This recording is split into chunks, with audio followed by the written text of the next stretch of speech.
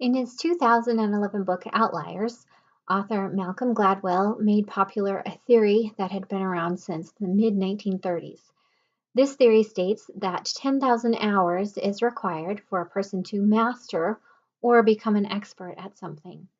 This is great news since I've spent approximately 250,000 hours engaged in the study and practice of the topic that I'll share with you today. In fact, each of you probably spent 10,000 hours on the subject by the time you were 2 years old. For each of us, our first attempt occurred when we learned that a cry brings food, comfort, or companionship. What is this time consuming task we're all engaged in? It's communication.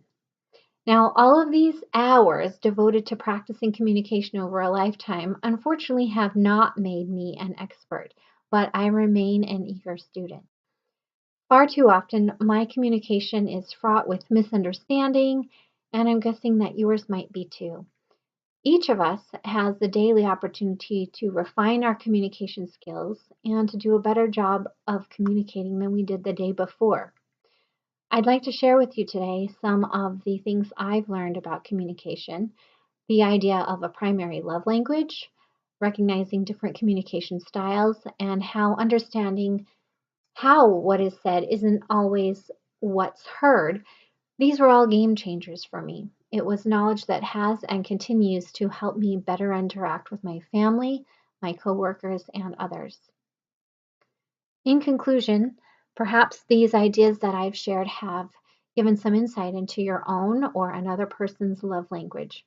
Maybe you'll decide to delve further into communication style or to engage in self evaluation to see if your outer expression aligns with what you really feel inside. Again, every day brings new opportunities to practice communicating. Failed communication will happen, but learning and practicing new ways to communicate has helped me do a better job as a wife, as a mom, as a daughter, a coworker, and a friend. Your efforts, my efforts, our efforts to become better communicators, both as speakers and listeners, benefit all of us individually and collectively. It helps us build and strengthen those around us and finally our whole world.